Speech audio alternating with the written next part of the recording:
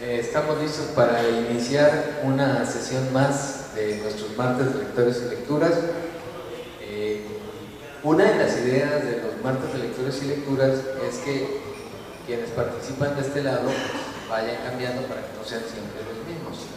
Y cada año tenemos el gusto de conocer nuevos lectores y nuevos compañeros en nuestra vida académica, y como que nosotros también nos vamos dando cuenta quienes están ya listos para subirse a martes de lectores y lecturas y tener cosas que compartir. Y en el caso del taller de promotores de lectura, que a mí me toca dar este semestre, donde están aquí algunos de los compañeros presentes, pues como ustedes mismos lo habrán notado, Ira tiene un camino recorrido como lector, lo cual se ha hecho bastante evidente en su círculo de lectura de los antiguos y abismales, que además lo maneja como si fuera sello de marca. Ya lo veo que está por todos lados, y eso quiere decir también que es parte del camino que él está haciendo, pues como comunicólogo y como gestor cultural, como gente que está haciendo su propia movida cultural. Y bueno, él nos dijo que quería compartir pues esta pasión que tiene por Lovecraft. Lo único que sé de él es que es un estudiante de ciencias de la comunicación. No, un estudiante de... Eso no lo sé. Es de arquitectura. Y bueno, ya nos contarás. La pregunta que te quiero dejar para que te presentes es: ¿cómo te volviste lector? Es dar un poco de spoiler del hecho que estaba mencionando, pero te adelanto aquí. Sí, claro, para responder la pregunta, no sé si ubican de qué es ese GIF, de qué película es. ¿No lo ubican? Es de Poltergeist, creo que es del 80 y algo. Juegos Diabólicos se llama aquí en México. Cuando yo era niño veía mucho Canal 5 y siempre pasaban películas viejas, y me eché muchas veces esta película y Cementerio de Mascotas y eso, lo de Pesadilla de la Calle del Infierno. Pero por ahí, de hecho, con Cementerio de Mascotas, yo hasta años después descubrí que era de Stephen King y me acerqué a este autor y empecé a descubrir más en el género de horror, pero también había leído antes cuestiones de aventuras como Moby Dick y ese tipo de lecturas, y creo que como muchos de aquí con Harry Potter y ese tipo de historias fantásticas, pero sí desde muy niño leía, pero no era tan clavado en la lectura, leía de vez en cuando algo me llamaba la atención, pero yo era más de cine, por así decirlo, y por eso es que me empecé a llamar este tipo de lecturas, o películas como esta de repetición de todos los sábados por la mañana.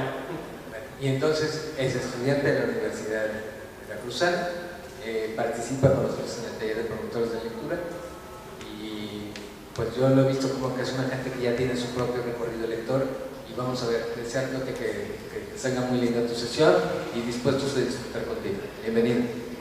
Gracias.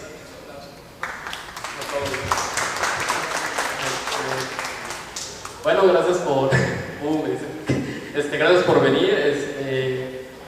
La verdad es la primera vez que hablo sobre esto con varias personas.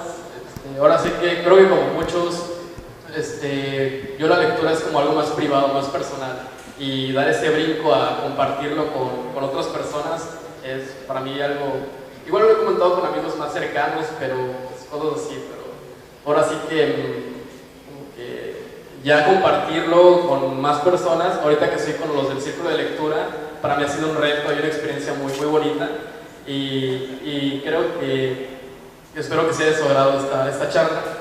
Voy a hablarles de lo que es Lovecraft. Es un autor un poco polémico, ahorita van a ver por qué, pero creo que he sentido un poco afín a sus temáticas. Hay un libro, de hecho mucho de lo que les voy a hablar lo tomo de uno que se llama H.P. Lovecraft contra el mundo, contra la vida, que de hecho lo pueden encontrar aquí en la USB.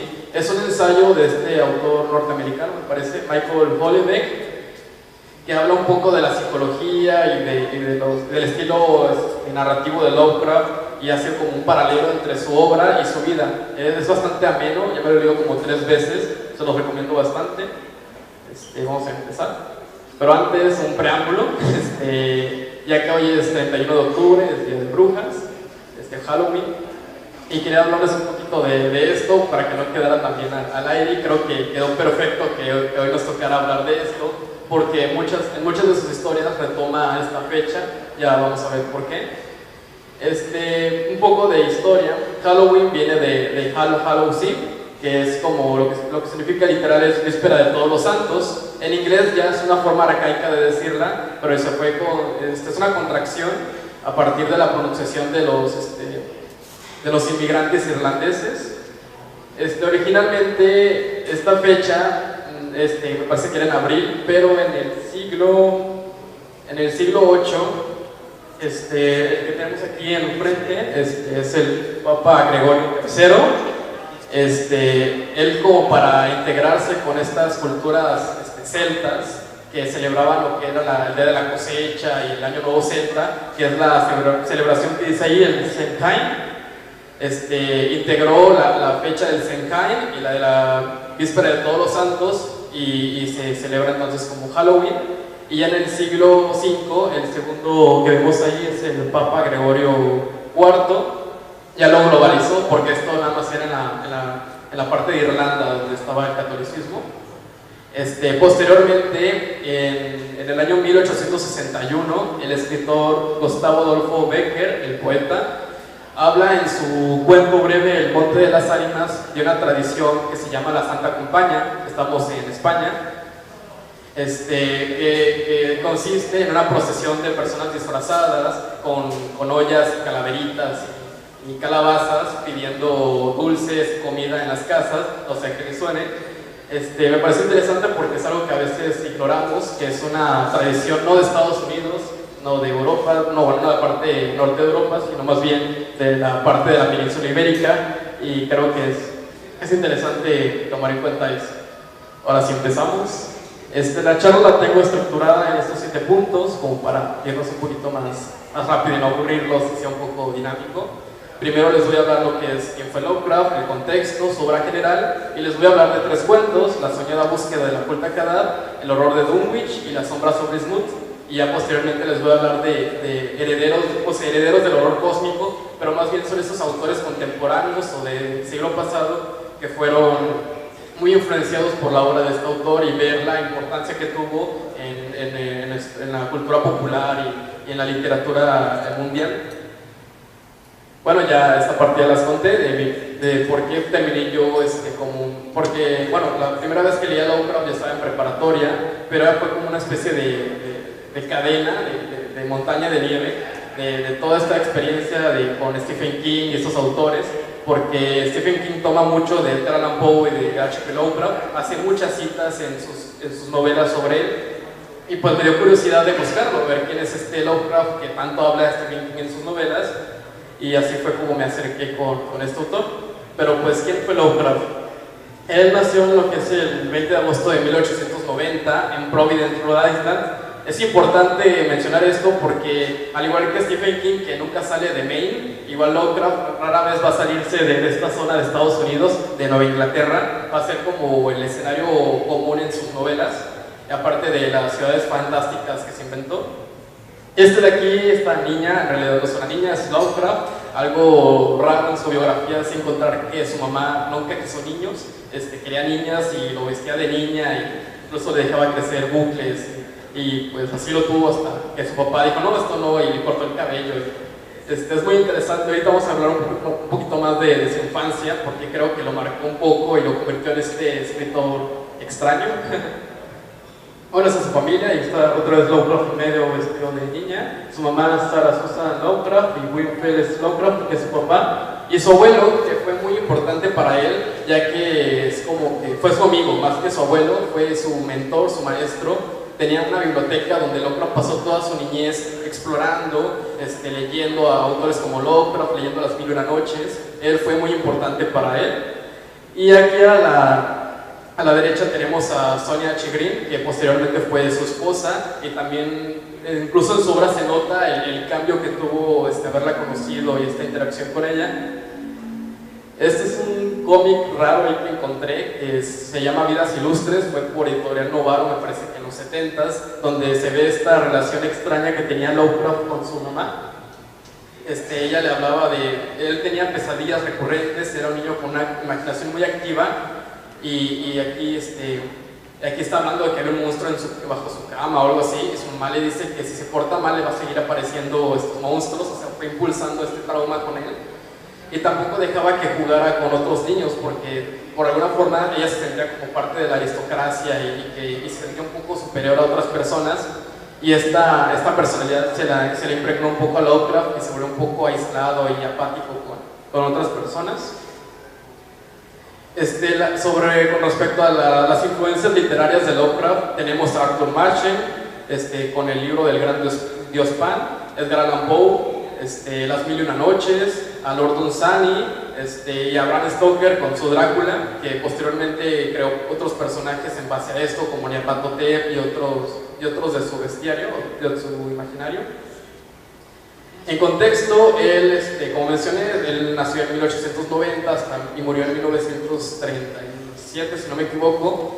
En esta época, inicios de siglo, hubo muchos cambios. Por ejemplo, tenemos que pasó el descubrimiento de Plutón, Henry Ford estaba entrando con la industrialización, estaba Nikola Tesla con sus descubrimientos. Con respecto a la religión, estaba el Papa Pío X, donde la iglesia entró en un estado de que estaba luchando con que el mundo se estaba volviendo más laico. También estaba una corriente filosófica llamada la eugenesia, que es muy polémica porque habla sobre las razas y sobre la raza perfecta. En Estados Unidos permeó mucho, pese a que, por ejemplo, el presidente Woodrow Wilson en sus políticas era de que los blancos anglosajones eran la potencia mundial y que tenían derechos sobre otras naciones. Incluso en México tuvo un carácter muy intervencionista. Él puso a Venustiano Carranza al poder, ya derrocando a Huerta. También hablamos que entre guerras, Lovecraft no llegó a vivir para la Segunda Guerra Mundial, pero sí le tocó la Primera Guerra Mundial y sus consecuencias, como la Gran Depresión. Entre su círculo de amigos tenemos a varios escritores muy conocidos, como Clara Sheridan Smith, August Derleth, que posteriormente él fue retomando la obra de Lovecraft y publicándola, ya que en vida él nunca publicó nada, ni se volvió famoso, su obra es más bien póstuma.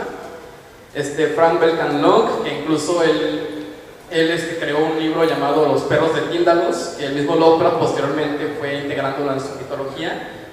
El más conocido es Robert E. Howard, creador de Conan el Bárbaro, posiblemente conozcan a este personaje.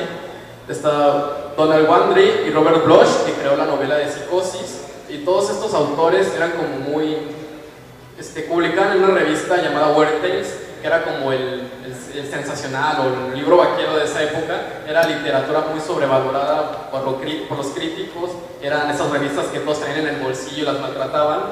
Ellos no se consideraban los grandes escritores, ellos solo escribían por diversión, eran sin gran pretensión, pero posteriormente la historia les fue dando su importancia, en especial a Robert E. Howard, que yo la verdad creo que sin sus historias de Boria y de Conan el Bárbaro, la cultura actual no sería lo mismo.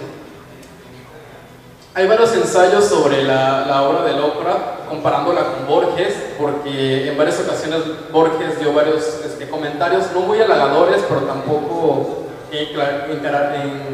enclarecieran mucho, pero sí que se han encontrado varios paralelos entre la obra de Borges y la obra de Lovecraft. Por ejemplo, el doctor egresado de la Universidad Veracruzana en Jalapa, Juan José Barrientos, en 1890 hizo un ensayo llamado Borges y Lovecraft, que presentó en el 10º Congreso de la Asociación Internacional de Hispanistas, que parece que fue en Madrid. Igual hay otros ensayos como el Necronomicon visto desde la LEF.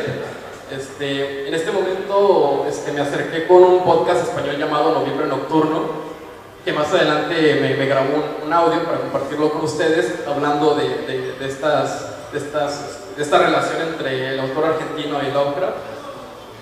Algo que hemos encontrado yo hablando con Noviembre Nocturno y con mis lecturas, por ejemplo, en el Aleph, encontramos varios elementos muy similares a una historia llamada La Lámpara del Raed, de Lovecraft, sobre el asunto de esta percepción absoluta del tiempo, no infinita, sino que se repite, y que esa capacidad de ver todo a la vez, esa omnipresencia. Igual en el ensayo de Historia de la Eternidad podemos encontrar cosas muy similares a la historia de A través de la puerta de la llave de plata. Esta visión, ¿cómo podríamos llamarla?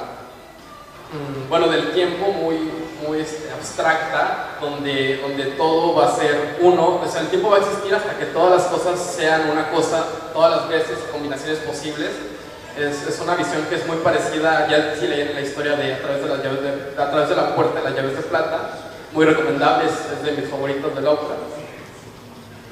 Además, en la historia, en el cuento There Are More Things, que aparece en la antología El Libro de Arena, como pueden ver, Borges hace una dedicatoria a Lovecraft, a la memoria de Howard Phillips Lovecraft.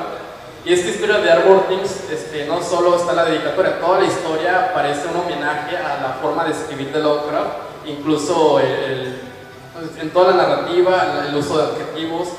Ahorita vamos a hablar un poco de su estilo, porque es muy particular y muy criticado. Pero ahorita no sé si me poner pausa a esto. Este es el audio que les comenté, se los voy a reproducir. Es muy bueno.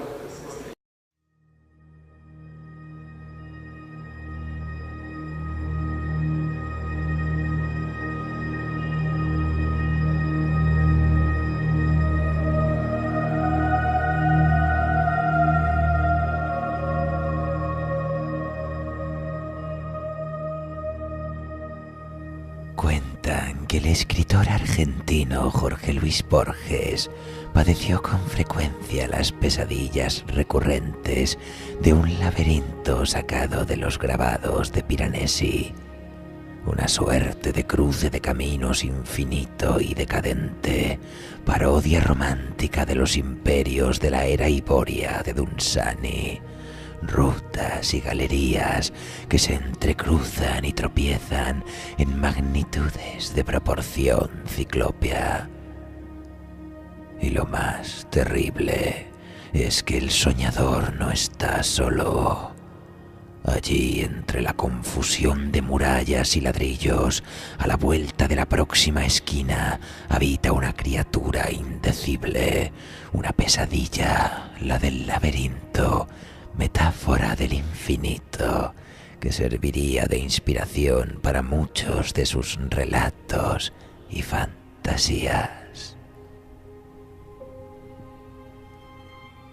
Al igual que el maestro Borges, Lovecraft referenciaba sus delirios oníricos en una suerte de laberinto del infinito. Esta relación entre ambos escritores, que sin conocerse personalmente, bien podrían haber compartido amistad en el panteón de la tertulia cósmica, pasa desapercibido para muchos lectores. Juan José Barrientos describe en uno de sus ensayos que Borges recibió en cierta ocasión el encargo de una editorial para recopilar de entre 6 escritores argentinos el mejor cuento que conocían, con el objeto de publicar una antología. Borges se había decidido por Wakefield de Hawthorne, pero el libro incluía también La Sirenita de Hans Christian Andersen y el Bartleby de Melville, así como un relato de Lovecraft que Borges describió como una desagradable historia bastante falsa. De acuerdo con el argentino, elegir un cuento de Lovecraft como el mejor del mundo era algo que solo tenía el propósito de asombrar a la gente. Él no creía que nadie pudiera sostener esa opinión en serio. Pero es una lástima que no se le preguntara demasiado a Borges por su relación con la literatura de Lovecraft, ya que según el propio Barrientos, el Aleph de Borges no es otra cosa que una especie de parodia del genio de Providence. La mayoría de los lectores se quedan tan asombrados con el Aleph que no se dan cuenta de que es una maniobra para burlarse de ciertos escritores. La lámpara de Aljaret de Lovecraft tiene mucho en común con el Aleph borgiano, el extraño y la casa de Asterión, incluso con fragmentos de relatos que se asemejan de forma inequívoca. Si bien Barrientos considera que Borges se burla de Lovecraft por la mala calidad de su prosa, no deja de ser evidente que el trasfondo literario del horror cósmico llamaba también la atención de Borges, que llevó al límite algunas de las herramientas de Lovecraft: el tiempo y la eternidad, los libros malditos, los manuscritos perdidos, las civilizaciones olvidadas, el simbolismo en la literatura como una forma de confundir la realidad y la ficción. Raro será, sin embargo, amigos, que alguien reconozca esta relación, consciente o inconsciente, entre lo borgiano y lo lovecraftiano. Los críticos literarios se han limitado con frecuencia a considerar que Borges parodiaba por diversión a Lovecraft, pero nosotros nos quedamos con el prefacio de su relato There Are More Things, en el que Borges simplemente dice: dedicado a la memoria de Howard Phillips Lovecraft.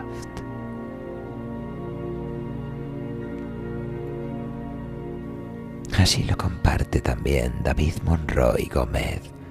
Probablemente el conflicto con el tiempo es el tema más poderoso y prolífico de toda expresión humana. Es precisamente esta perspectiva del tiempo la que une, amén de todo lo mencionado, a Lovecraft y Borges. Si bien cada uno la maneja en distintos niveles, Lovecraft, desde sus cuentos dunsanianos, ubicados en una época remota y mágica, hasta los abismos temporales y de la identidad individual de la sombra fuera del tiempo. Borges, desde su sensación del sentirse en muerte hasta el milagro secreto o el inmortal. Ambos construyen, pues, sus ficciones y sus mitos con elementos que conjugan, formando una estructura sobre la cual se fundan los edificios narrativos que luego darán lugar a la sistematización de obsesiones y recursos, al señalamiento de recurrencias, a la identificación de filias y fobias personales en cada uno de los casos. Si un hombre es todos los hombres, como querría Borges, Lovecraft colaboró con el argentino para dar origen a There Are More Things. Aquí están Borges y Lovecraft, y están Poe y Shakespeare, la tradición argentina y la anglosajona, las enseñanzas del padre, los libros. Está todo. Y eso da la dimensión fantástica del cuento borgiano, de los mitos de Lovecraft a los mitos de Borges. Si seguimos con esta línea de pensamiento, solo hay un paso. Ambos son resultado de la imaginación de un solo hombre, a través del tiempo y del espacio, a través de Providence y Buenos Aires, hasta los confines del universo.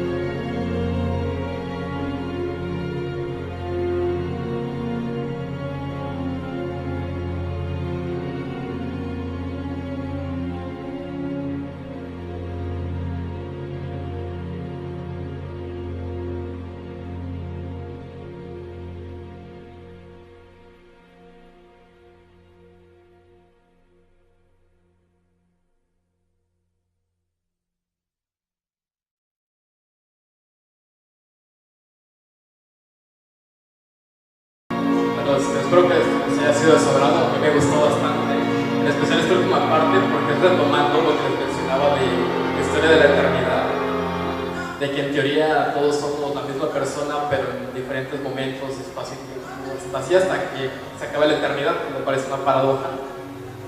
Les recomiendo mucho este podcast, hace muchos audiorelatos, lecturas de varios cuentos cortos, se llama Noviembre Nocturno, lo pueden encontrar en YouTube y en iVoox. Ahora sí vamos a entrar en lo bueno. Vamos a hablar primero de lo que es la obra general. Para comprender la literatura de Lovecraft se puede clasificar en 3 etapas. Primeramente es la gótica, que está fuertemente influenciada por la obra de Edgar Allan Poe, casi parece que lo está imitando, pero posteriormente despega en la etapa onírica, donde ya está hablando de estas cuestiones como más de metafísica y de mundos alternos al nuestro, que la verdad da para muchas historias y siento que lo aprovecho bastante bien. Y la tercera etapa, que es la más famosa, son los mitos de Cthulhu, que ya es en la última etapa de su vida, que es de 1927 a 1937. Para ilustrar las siguientes historias que les voy a contar, estoy tomando de 2 libros que los recomiendo mucho, 2 libros ilustrados, más bien novela gráfica, cómic. Uno es de Alberto Breccia, que es de 1975, que es Los mitos de Cthulhu. Esta es una edición de Editorial Nueva Imagen, pero todas las historias que les estoy comentando se las voy a compartir en PDF, todo se puede encontrar. Y la segunda es de su hijo, que es Enrique Breccia, que también es un dibujante argentino. Esta es del 2004, que es una especie de reimaginación de la biografía de Lovecraft, mezclándolo con varios personajes de sus historias. La verdad es muy bonita, es cortita, se la pueden leer en un rato, es muy recomendable. Vamos a empezar con la primera historia, que es la soñada búsqueda del culto a Kadat. Esta pertenecería a la segunda etapa, que son las historias oníricas. En ella encontramos a un personaje que se llama Randolph Carter, que es muy recurrente dentro del universo Lovecraft. Es como una versión de él de otra época, que se llama a sí mismo un árabe loco. Aquí es una imagen de Lovecraft de niño jugando, que es un árabe loco y que anda como las mil y una noches jugando.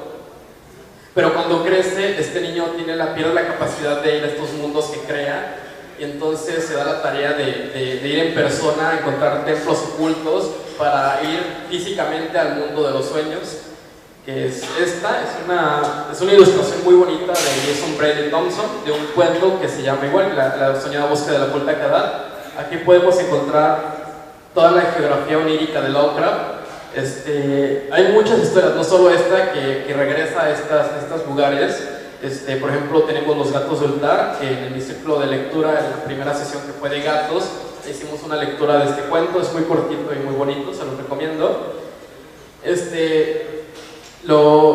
La primera vez que él llega a este mundo de los sueños, ya siendo un adulto, se dirige con una especie de antiguos seres diminutos como hadas, con dientes afilados que cuando los viajeros se descuidan se los comen o les roban la comida.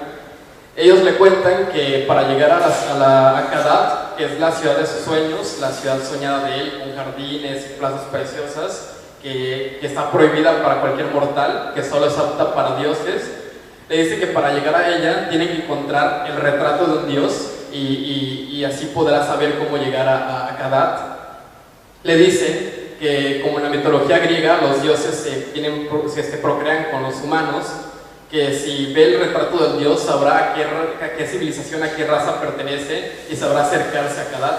Así que Lovecraft toma un viaje larguísimo hasta unas montañas muy altas y encuentra esculpida en una piedra el rostro de este dios y se da cuenta que se parecen a los habitantes de Selafis.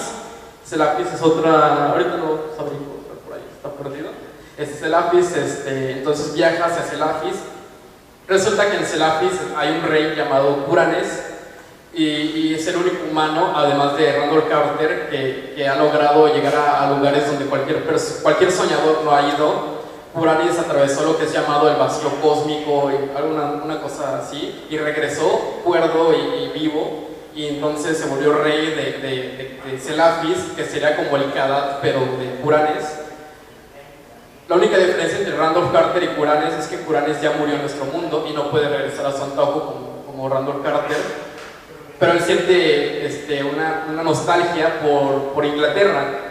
Kuranes es inglés y él mandó a construir cerca de Selafis una comunidad similar a la de su infancia. Incluso a los habitantes de Selafis les enseñó el inglés con acento británico y es algo que le llama la atención a Randolph Carter, porque ya pasaron miles de años él viajando por estas tierras y ya casi se le olvida incluso cómo es el inglés y le parece extraño llegar a este lugar que es como Inglaterra, pero en este mundo de criaturas extrañas y lugares fantásticos. Pero el único problema es que los dioses no quieren que, como mencioné, que ningún hombre llegue a Kadat y mandan a varios emisarios, varias criaturas de pesadilla. Hay unos que se llaman, bueno, unos habitantes de la luna que son como mitad sapo y mitad pez humano o algo así, que esclavizan a humanos y a Randolph Carter lo llegan a secuestrar. Y entonces los gatos de Ultar, los que mencioné hace un momento, porque en algún momento Randolph Carter llegó a tratar bien a un príncipe de esta raza de gatos y sienten como que cierta afinidad a él, van y lo rescatan para que él continúe con este viaje hacia Kadat. Ya no les voy a contar qué pasa después, pero las cosas se complican un poco más porque hay una especie de entidad llamada Nyarlathotep, que es como el equivalente al diablo, pero de la mitología de Lovecraft. Pero no es un diablo tal cual, porque a él no le importa ni el bien ni el mal, es un ser ¿cómo puede decir? Que vive paralelo a nuestra civilización. Nada más creo que interviene por aburrimiento o por una cuestión que no podemos comprender. Esto siento que lo hace un poco más siniestro y perturbador y un poco inquietante este personaje. Ya si les llama la atención que continúa, les recomiendo mucho. Todas las historias de Lovecraft no son muy largas, son novelas cortas, a lo mucho la más larga de tener 130 páginas o algo así. Así que se los recomiendo. La segunda historia es El horror de Dunwich. Esto es de 1928. Es una de las más conocidas de Lovecraft, ya que muchos teorizan de que es donde el racismo de Lovecraft, porque es una persona muy misántropa y que tendría cierto odio hacia el que era diferente a él, donde sacó esa frustración y estas cuestiones negativas en esta historia, ya que él durante una temporada se fue a probar suerte como escritor a Nueva York, estamos hablando de 1926, 25, y se da cuenta que no puede encontrar trabajo, que todos los puestos importantes o los que él quería tomar es tomada por inmigrantes, y esto como que llega a frustrar un poco a Lovecraft y sacó como que estos sentimientos en su obra posterior. A partir de esa época es donde empezó sus grandes historias. Entre ellas El horror de Dunwich. En esta historia hay una mujer que es como una bruja, es albina y vive aislada de la sociedad, y todos en el pueblo la tratan como de loca, y un día queda embarazada y todos así de ¿dónde? Y ella menciona que su padre algún día lo van a conocer encima de una loma o una onda así. Este niño se llama Wilbur Whatley. Se dan cuenta que desde bebé, desde que está en brazos, ya puede hablar, tiene una expresión muy madura, y esto inquieta a todos porque pues debe ser muy antinatural ver a un niño conversando temas de adultos. Y no solo eso, físicamente ya a los 5 años ya parece un niño de 10 años y es muy precoz, y al igual que Lovecraft, este niño tiene cierta relación con su abuelo le hace leer muchos textos antiguos y de magia negra y brujería, y esto pues ya le parecía, ya al pueblo pues ya no le importaba. Solo de vez en cuando en Día de Brujas, el 31 de octubre, se escuchaban ciertos ruidos y resplandores en la montaña, pero pues no les afectaba, hasta que un día el anciano, el abuelo de este niño, muere, y antes de que muere dice unas palabras de que el padre de este niño volverá y traerá el caos y la destrucción. En las criaturas que menciona que son chotacabras, que son una especie de aves, y cuando un brujo o un ser cerca de esta región muere, cuando está en su estado cuando está moribundo, cuando está a punto de morir, alrededor se llena de estos chotacabras, de estas aves, y es bastante inquietante. Me recuerda esta película de Alfred Hitchcock, de los pájaros, no sé si la conozcan, una imagen así me imagino. Y entonces si muere, si los chotacabras hacen mucho ruido, ese quiere decir que atraparon el alma de esta persona, pero si los chotacabras se van, es porque esta persona logró escapar y pasó a un plano superior y no pasó nada. Y le menciona, bueno, después muere, y entonces Wilbur Whatley, aquí es el que está a la derecha, es un individuo, ahí tiene 15 años, pero parece un hombre de 30, es bastante feo, tiene cara de cabra y siempre está con gabardina y es muy musculoso y tosco. Él empieza a hacer como que ciertas mejoras en su casa, construyen un cobertizo con una gran puerta y todo el mundo está preguntando qué está pasando en esa casa de locos. Entonces llega a una universidad que se llama la Universidad del Miskatonic, que es un colegio ficticio, una institución ficticia que aparece en varias historias de Lovecraft, y pregunta por un libro llamado el Necronomicon, que a lo mejor les suene de películas como Evil Dead, hace mención de este libro antiguo y ancestral. Esta es una imagen de mi copia del Necronomicon. No es un libro que existe, sino que varias editoriales lo han metido cuentos de Lovecraft y te lo venden como el Necronomicon, pero aquí escaneé esta imagen. Supuestamente es el árabe loco Abdul Azrael, que es el alter ego de su infancia de Lovecraft. Por ahí extraigo una pequeña lectura. Y este bibliotecario tiene esta relación con esta interacción con este hombre horrible y sí le genera cierta desconfianza y pues incluso se pone a espiar qué está haciendo con el Necronomicon. Y ahí sobre su hombro lee esta parte que lo altera bastante. Leo. No hay que creer que el hombre es el más antiguo o el último de los dueños de la tierra, ni que la masa común de vida y sustancia marcha sola. Los antiguos eran, los antiguos son y los antiguos serán. No en los espacios que nosotros conocemos, sino entre ellos. Los antiguos andan serenos y primordiales, sin dimensión e invisibles para nosotros. Yog-Sothoth conoce la puerta, Yog-Sothoth es la puerta. Yog-Sothoth es la llave y el guardián de la puerta, pasado, presente y futuro. Todos son uno en Yog-Sothoth. Él sabe por dónde irrumpieron los antiguos en otros tiempos y por dónde volverán a irrumpir. Sabe dónde han pisado los antiguos los campos de la tierra y dónde continúan pisándolos. Y por qué nadie puede verlos mientras lo pisan. Por su olor, los hombres pueden saber a veces que están cerca, pero ningún hombre puede conocer sus semblantes, excepto en las facciones de aquellos que los antiguos han procreado entre los del género humano. Y existen muchas especies de los así procreados, sin que a simple vista puedan apreciarse su verdadera sustancia. Los antiguos andan invisibles por los lugares solitarios en los cuales han sido pronunciadas las palabras y aullado a los ricos en su debido momento. El viento farfulla sus voces y la tierra murmura con sus conciencias, doblegan los bosques y aplastan las ciudades, pero ningún bosque ni ciudad puede ver la mano que los hiere. Kadad, en la inmensa helada, les conoce, pero ¿qué hombre conoce a Kadad? El desierto del hielo del sur y las islas hundidas en el océano conservan las piedras donde han grabado su sello, pero ¿quién ha visto la profunda ciudad helada o la torre cubierta desde hace mucho tiempo de escaramujos y algas marinas? El gran Tulu es su primo, pero solo puede percibirlos levemente. Ya, Shub-Niggurath, su mano está en vuestras gargantas, pero vosotros no los veis. Yog-Sothoth es la llave de la puerta. El hombre gobierna ahora lo que ellos gobernaron en otro tiempo. Y ellos no tardarán en gobernar lo que ahora gobierna el hombre. Después el verano llega el invierno, y después del invierno llega el verano. Ellos esperan pacientes y poderosos, ya que volverán a reinar aquí.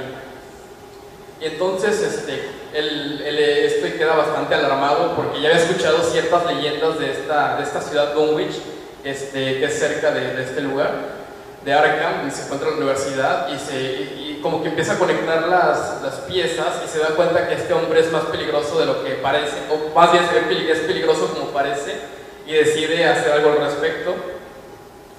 Le niega lo que es seguir viendo este libro antiguo y Whatley lo que hace es que regresa en la noche y vemos su verdadera forma, que realmente no era tan humano como creíamos, sino que esta es una ilustración de uno de los cómics que les comenté. Esto es más o menos la descripción de Whatley, con su cara de cabra y su gabardina ocultaba ciertos tentáculos y bocas. Es un ser bastante horrible. Pero el maestro de esta universidad como que tomó sus precauciones y dejó perros guardianes que atacaron a Whatley pero él antes de morir les confiesa o les dice que ya es demasiado tarde, que hay algo en Dunwich que deben bueno, que no podrán detener. Así que el maestro se pone a leer el Necronomicon y trata de encontrar qué es lo que está pasando en realidad, y resulta que hay un horror aún más terrible, más intenso del que acaban de presenciar, y eso ya tendrán que ver si les interesa la historia. La verdad se pone un poco más tétrico. La tercera historia es La sombra sobre Smoot, que incluso en el 2001 una adaptación al cine un poco mal lograda. Es una producción de Estados Unidos y España, pero tiene lo suyo, aunque ya envejeció. En esta historia hay un personaje que acaba de cumplir la mayoría de edad, creo que nunca se menciona su nombre, y para celebrarlo viaja por esta zona en Nueva Inglaterra, que es la que les mostré al inicio, y se da cuenta que hay un pueblo llamado Smoot, y dicen que la gente de ahí es muy desagradable y que todo el mundo los evita, y solo hay un autobús que sale creo que desde las 6 de la mañana y regresa a las 8 de la noche, y decide por curiosidad ir a visitar este pueblo pesquero, que ya debe pensar que es encantador y con la arquitectura de la época vernácula y todo eso.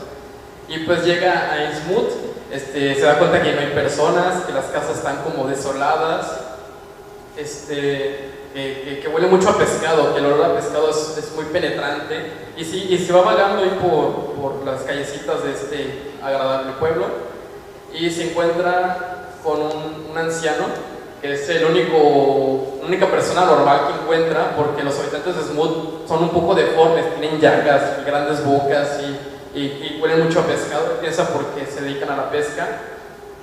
Y a este hombre, que es un borracho, le invita a un trago y le pide que le cuente qué pasó en el pueblo, porque sí, el estado del pueblo es un poco fuera de lo normal. Y él les cuenta que son una especie de secta llamada el culto de Dagon, que por culpa de ellos entraron en decadencia y empezaron a llegar estos seres extraños, que esos en realidad no son personas, son mitad pez y mitad hombre. Y encontré este fragmento de la película que les mencioné, donde este hombre ebrio le cuenta lo que pasó en el pueblo, y me pareció interesante compartirles este fragmento de esa película.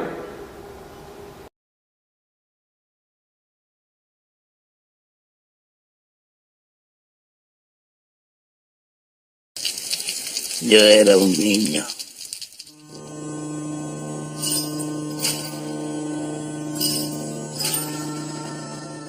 El hijo de un pescador. Éramos pobres. No había peces en el mar. Por eso rezábamos.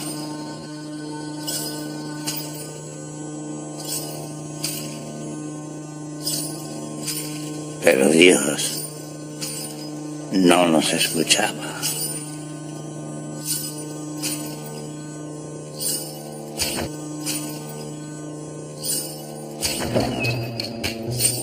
Entonces llegó el capitán Orfeo Cambarro.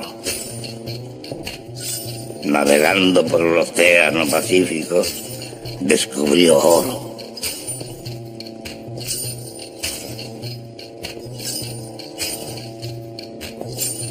Dijo que los habitantes de Invoca éramos tontos, que rezábamos a un Dios que no escucha las oraciones, que no ayuda a la gente.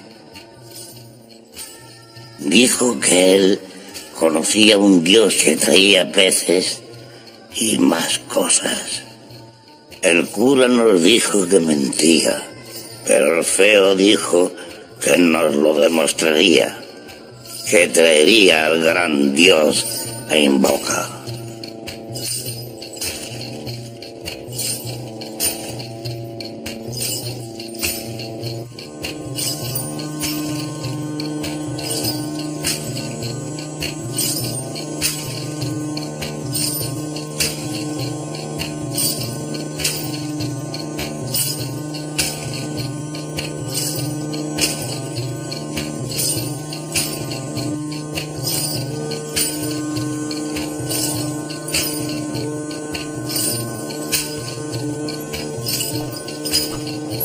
escuché por primera vez un nuevo rezo.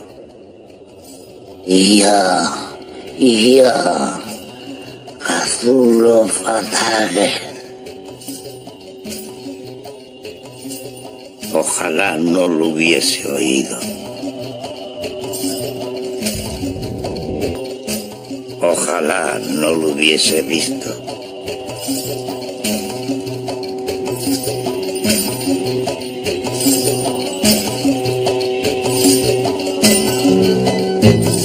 Invoca se hizo rica. Había muchos peces y mucho oro. Oro del mar.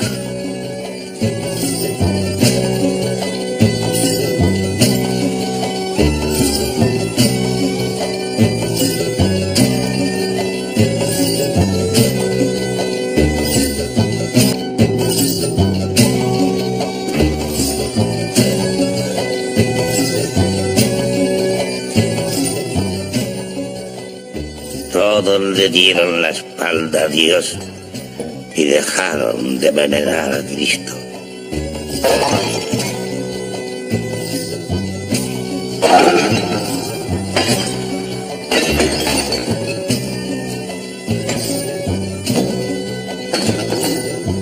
Todo invoca le rezaba a Dagon.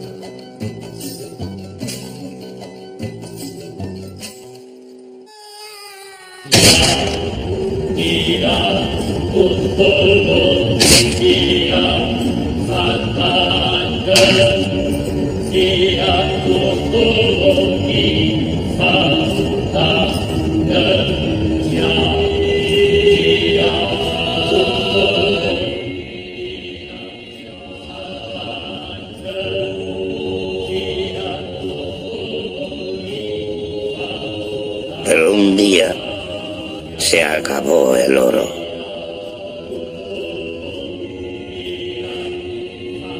Dagon quería un sacrificio.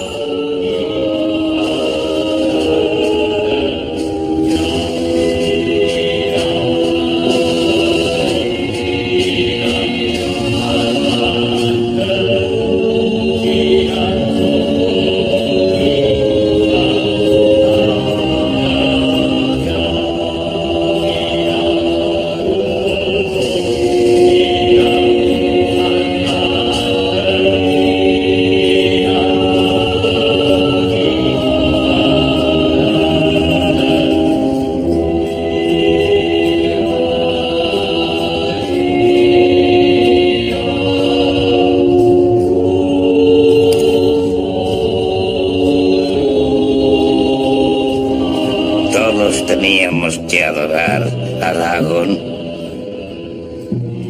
o morir. Bueno, esa es una parte de la conversación que tuvo este hombre raro con el visitante. Ya posteriormente también menciona que este pescador, que aquí le pusieron un nombre español raro, pero en la historia es Obed Marsh, lo obligaron también a tener una hija con una de estas criaturas, y así obligó a cada miembro de Innsmouth a tener descendencia, a cruzar la sangre con estas criaturas, y por eso de la decadencia de este pueblo. Obviamente el visitante lo tira loco, que es una tontería, eso no es verdad. Pero el anciano empieza a gritar, nos vieron, y sale corriendo y desaparece, y el hombre, ¿qué tal? Y ya va hacia tomar el autobús que sale a las 8 de la noche de la ciudad para regresar a la civilización, por así decirlo. Y por casualidad el autobús se descompuso, qué conveniente, y a él le dijeron que no se quedara en Innsmouth, que es muy peligroso de noche. Él pensó que por delincuencia o por otras cosas. Pero dice, bueno, nada va a pasar, no tengo nada de valor, que me roben, así que voy a quedar una noche en este hotel agradable. Le dan la habitación más barata, que de hecho ni siquiera tiene cerrojo. Él de alguna forma lo arregla, y en la noche se da cuenta que lo tratan de forzar, y esto lo alarma, y empieza a recordar en estos delirios de que a veces no podemos dormir, de la historia que le contó el borracho. Y es como ya empieza la segunda mitad de la historia, porque está como dividida en dos partes. La primera parte, donde va conociendo a este pueblo, y hasta la segunda parte, cómo él trata de escapar de esta pesadilla que está teniendo en Innsmouth. Es muy recomendable, la verdad. Lo que sigue es de las cosas más intensas y fuertes que he leído. Bueno, es una pena que en la película no lograran transmitir esa sensación de urgencia, de salir de una situación así de comprometedora, de fuerte y peligrosa, no sé. Es muy interesante de ver. Bueno, ahorita les comentaba esta imagen, que es como una especie de piedras y en medio hay una suástica. Es como una marca de cuando estas criaturas del fondo del océano tienen contacto con el hombre. Y por ahí estuve buscando y encontré que durante el año 1911 en Alemania surgió una especie de secta llamada Orden del Thule, que de hecho creían en esto, en una teoría que se llama la teoría interterrestre, que el origen del hombre son de ciudades debajo del mar, como la Atlántida, o de esta isla llamada Thule, de ahí es donde viene el nombre. Posteriormente esta secta creó lo que es el Partido Alemán de los Trabajadores, que posteriormente fue el partido nazi. La verdad me llamó la atención que esta historia de Lovecraft, que es contemporánea a este suceso, eso habla un poco de la sensibilidad de la persona promedio con estos hechos que estaban pasando al otro lado del mar. Incluso Humberto Eco en el Péndulo de Foucault habla sobre esta sociedad del Thule y sus creencias supersticiosas y sobre las cuestiones de la raza superior. Aquí Lovecraft siento que hace lo contrario, que es lo que se burla de esta ideal de la raza perfecta y pura, creando estos seres deformes y apestosos. Me parece interesante encontrar esto. Ahorita les voy a hablar lo que son ya herederos del horror cósmico, que son ya los autores ya posteriores a Lovecraft, que fueron muy influenciados sobre él. Pero antes me gustaría leerles una carta de Lovecraft que escribió hacia una revista Weird Tales, que es la que les mencioné hace un momento, que habla un poco de la forma de pensar del autor, ya que él no escribía para publicarse ni para ser famoso, lo hacía por puro gusto y para compartirlo con sus amigos. De hecho, él manda sus cuentos a esta revista ya más por presión de estos amigos que por interés propio, pero aquí lo leo. Estimado señor, teniendo por costumbre escribir relatos extraños, macabros y fantásticos para mi propio entretenimiento, me he visto presionado por una docena de amigos llenos de buenas intenciones para que someta algunos de mis horrores góticos a la consideración de su reciente fundada revista, adjunto 5 relatos escritos entre 1917 y 1923. Los dos primeros son probablemente los mejores. Si no les convencieran, sería inútil, por lo tanto, que leyese los siguientes.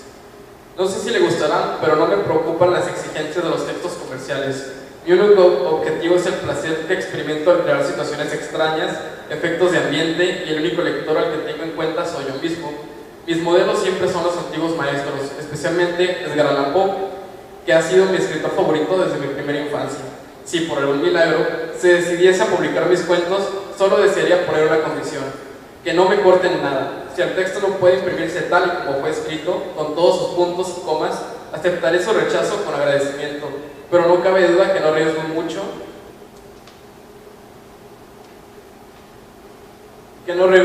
en este aspecto, porque hay pocas posibilidades de que mis manuscritos se beneficien de su consideración. Black Mask, es otra revista, ya ha rechazado Dagon, que les había propuesto instancias de otra persona, pero es el caso de los manuscritos que las adjunto. Y esto siento que de Lovecraft se conservan alrededor de 100.000 cartas, por eso es que se sabe tanto de su personalidad, pese a que nunca fue un escritor conocido ni famoso. Otra cosa que me gustaría, se me pasó comentarles sobre lo de su círculo, es su relación de amistad. O sea, estas 100.000 cartas son entre estas personas y lo que fue su esposa Sonia Green. Un hecho que lo marcó ya al final de su vida fue el suicidio de Robert E. Howard. Por ahí hay teorías locas sobre que él escribía las historias de Conan, con Conan atrás de él en la noche gritándole y diciendo que si dejaba de escribir iba a golpear o cosas así, cosas muy extrañas. Él se suicida en 1936, lo cual golpeó mucho en el ánimo de Lovecraft. Él muere un año después por un cáncer de intestino. Curiosamente, ese mismo año, el escritor uruguayo Horacio Quiroga también muere de lo mismo, pero al igual que Howard, Horacio Quiroga también se suicida para no padecer los problemas de este cáncer en el intestino. Y también otro paralelismo entre estos dos autores, Lovecraft y Horacio Quiroga, es que ambos beben de la literatura, de las historias de Edgar Allan Poe, siendo que Horacio Quiroga incluso llega a estar aún más influenciado que Lovecraft, ya que en cierto punto Lovecraft empieza a crear su propio imaginario, que ahorita vamos a explorar. Aquí. De lo más destacable, tenemos dos autores norteamericanos. Uno es Clive Barker, que esta imagen es de la película Hellraiser, que es basada en una historia llamada El Corazón Condenado, que habla de unas criaturas llamadas los cenobitas, que son entes que viven en otra dimensión, al igual que las criaturas de Lovecraft, y que al activar ciertos mecanismos o ciertos objetos como esta, que es la caja de Le Marchand, podemos abrir puertas para comunicarnos con estos seres. Es muy recomendable esta y otras historias que tiene, como Demonio del Libro o de las Maldiciones. Y otro autor que es incluso un poco más conocido es Stephen King, que les hablé un poco de él al inicio. Muchos ya conocen a eso, a Pennywise. Siento que cosas malas.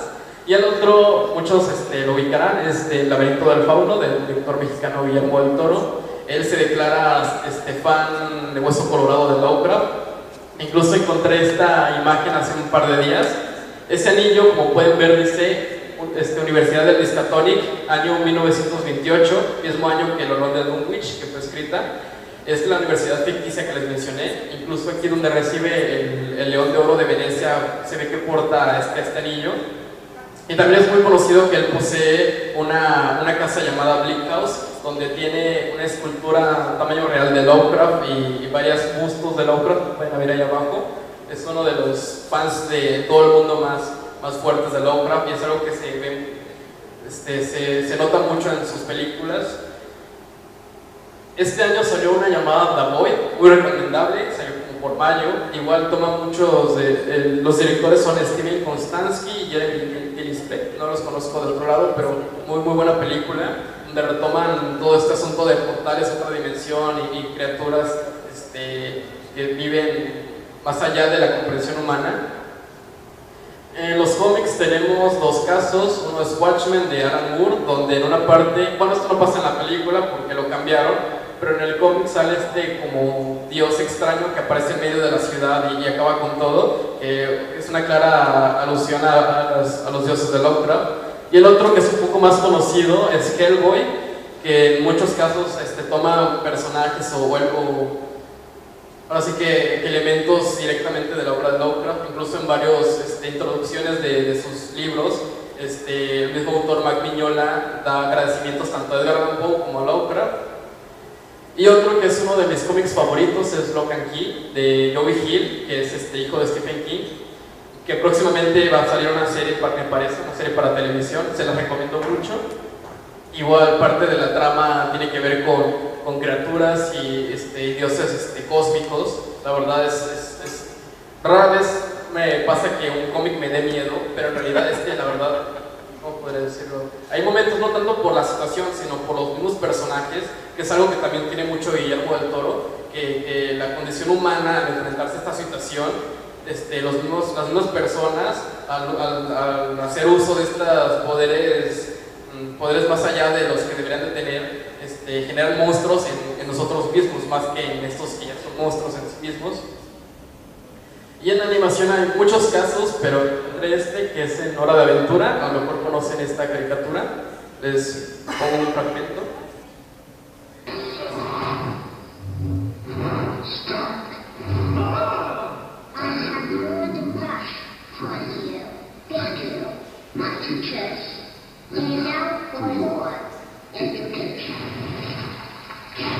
Before there was time, before there was anything, there was nothing. And before there was nothing, there were monsters.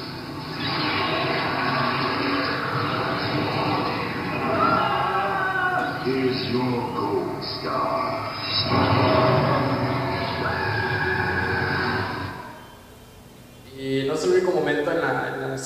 pasan ese tipo de cosas Lovecraftianas, pero me llamó la atención este fragmento. Y si bien en su época no fue reconocido, al igual que Edgar Allan Poe, tampoco en su tiempo murió en la miseria también, por así decirlo. Fue la misma historia, los mismos críticos que sustituyeron a los críticos de su época, los que empezaron a darle su valor a esta literatura de bolsillo que a lo mejor porque está publicada en revistas baratas no les ponemos atención. E incluso en nuestro caso con el libro vaquero la tenemos más, es una revista de, no sé, ahorita no encuentro un adjetivo, pero en muchos casos terminan teniendo historias de clásicos o adaptaciones de clásicos de aventuras. A veces podemos a lo mejor perdernos de algo de este calibre por fijarnos en la envoltura. Ahora sí que juzgar al libro por su portada. Bueno, es un poco de Lovecraft, la verdad me fue muy superficial, pero parte de la experiencia de Lovecraft es tomar una de estas historias que les conté y de ahí empezar a moverse y explorar las demás historias. Creo que alrededor son de 160 cuentos los que llegó a publicar, bueno, que llegó a escribir porque su publicación es póstuma, pero creo que es una experiencia bastante bonita ir descubriendo poco a poco estas relaciones dentro de sus historias. Bueno, estas son algunas personas que me han ayudado durante este tiempo al armar esta presentación. Igual son miembros del ciclo de Lovecraft y la HP Lovecraft Historical Society y Noviembre Nocturno, que fueron los que nos hicieron este pequeño audio sobre Borges. Igual un par de anuncios parroquiales. El 1 de noviembre en el Vitral va a haber una proyección de Rocky Horror Show, y el jueves, al 2 de noviembre, va a ser de Cementerio de Mascotas. Va a estar padre, ahí vamos a estar. Y otro comercial, ya mencioné al inicio mi círculo, los antiguos y abismales. Este sábado vamos a hablar de literatura y películas de horror en el cine mexicano, desde sus inicios hasta la actualidad. Va a estar muy padre. Son algunas fotos de las primeras sesiones. Por ahí están. En la segunda sesión hablamos de Stephen King. En la pasada hablamos de hecho de Guillermo del Toro. Y como pretexto para hablar de Frankenstein y otras historias que inspiraron a este autor. Y bueno, ahí queda la invitación, ojalá nos puedan acompañar. Se pone bastante ameno. Incluso no solo hablamos luego de horror, es como de horror como pretexto para hablar de otras cosas al final. Y bueno, creo que eso es todo.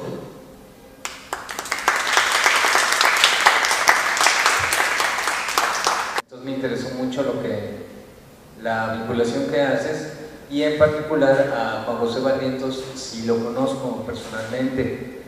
Es un escritor muy especial y como persona es una persona que, quiero decirlo con mucho cuidado, puede llegar a ser a veces espinoso o incómodo para las instituciones. Él es una persona muy conmigo se lleva padrísimo, nos llevamos muy bien, pero cuando yo lo conocí estaba en el IBEC y había tenido un par de ásperos encuentros con la dirección del IBEC y con diferentes momentos, porque él es alguien que dice muchas cosas que incomodan. Sin embargo, aquí en el texto que está señalando veo que su visión siempre la sustenta bien. Y he tenido oportunidad, fíjate, de platicar con él, de intercambiar cuestiones, porque a mí también me gusta Borges, y no he leído, aunque tengo un libro de él, ese que lleva el título de Algo de la Gata, no sé si recuerdas, pero no lo he leído. Y sí es un estudioso muy especial, es una gente especial en su mirada. Te comento también sobre él que tiene una hija que es pianista, y él es su promotor, ha sido siempre su promotor, principal promotor, y lo conocí mucho por lo de las becas también, en ese entorno. Bueno, no sé si vamos entonces al asunto. Todo eso te lo digo porque en algún momento, si gustan ustedes, es alguien a quien podemos invitar a estar aquí con nosotros, a presentar su libro. Él lo va a hacer de muy buen modo, mucho agrado. O sea, él, por ejemplo, con nosotros, como un espacio más alternativo y universitario y tal, la va a llevar padrísimo. Creo que le molestan las instituciones muy oficiales que de las que espera que haya mucho apoyo y luego no existe el apoyo que le están esperando, ese tipo de cosas. Y es polémico en sus declaraciones, y hay gente que pues no es tolerante y entonces se generan los encuentros. Bien, pero me da curiosidad, me interesa que tú hayas llegado a él y que lo estén citando en este tipo de sitios públicos, ¿no?, en donde se está revisando la obra de estos autores. ¿Quién quiere iniciar? Sí, Paco.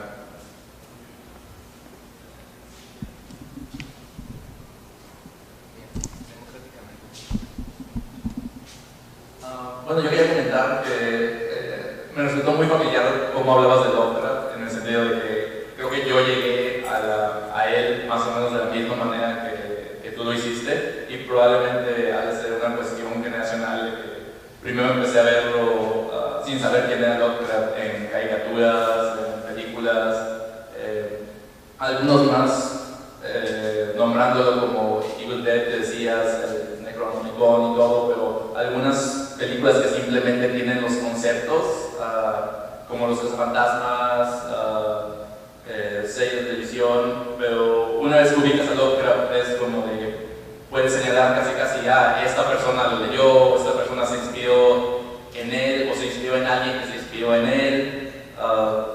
Y creo que es una cuestión que nuestra generación casi, lo sepa o no, lo ha consumido.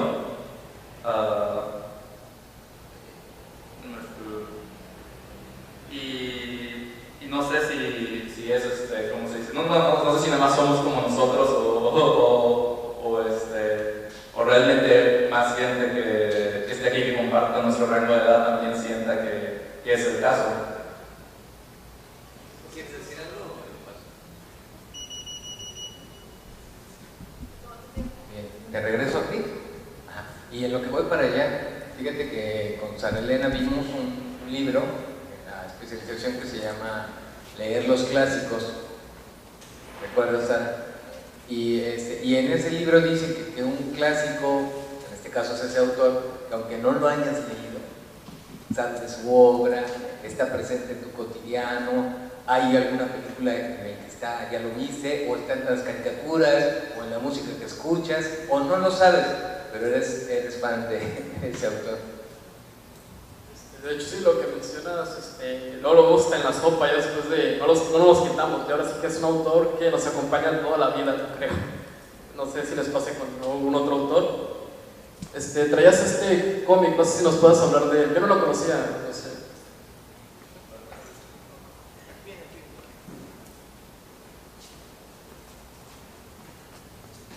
Se llama El joven Lovecraft. El cómic que traía, de hecho, es una versión justamente de este autor, pero abordado como si fuera Mafalda o Calvin y Hobbes, y es básicamente lo que tú acabas de comentar, pero descrito o señalado como si Lovecraft fue un niño y cómo va pasando por todos estos temas. Hay partes, por ejemplo, lo que tú mencionas de que Lovecraft era fan de Edgar Allan Poe. De repente ves al personaje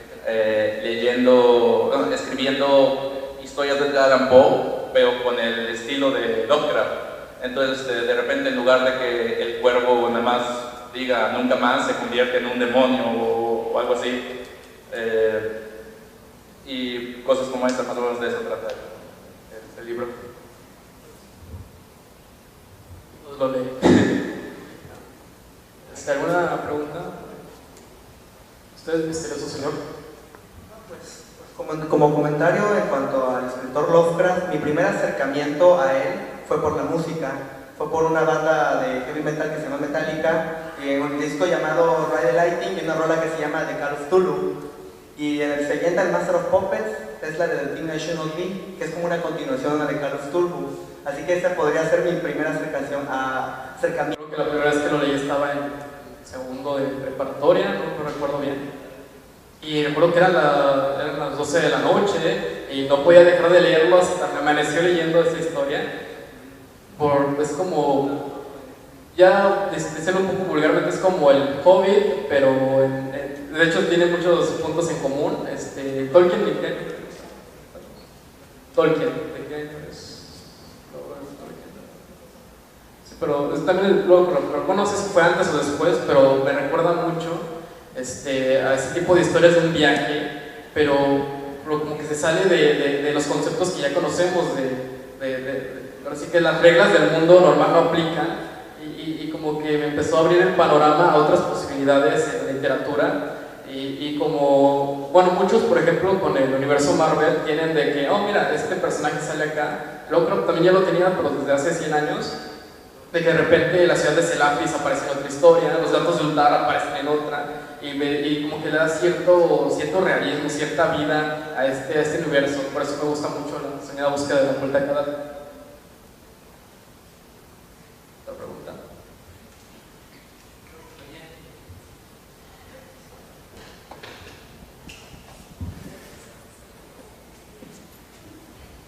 Hola, buenas noches. Llegué un poco tarde, entonces no sé si ya hayas hablado de esto, pero te quería preguntar, como sabes y como ya te había dicho una vez, todavía no he leído a Lovecraft, pero tengo muchas ganas de adentrarme en todo ese universo que él describe en sus obras. Mi pregunta es la siguiente: ¿crees que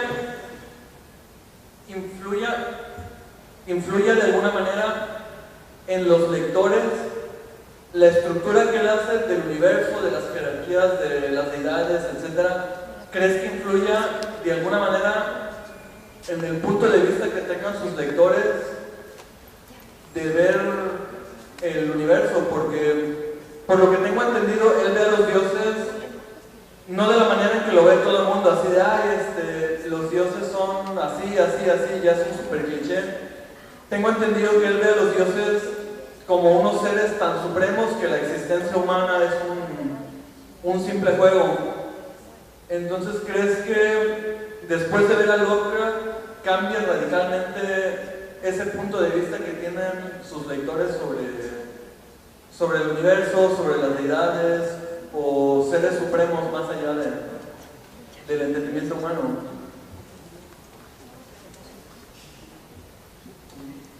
Voy a responderme diciendo que sí, pero creo que ahora sí es algo muy personal. Pero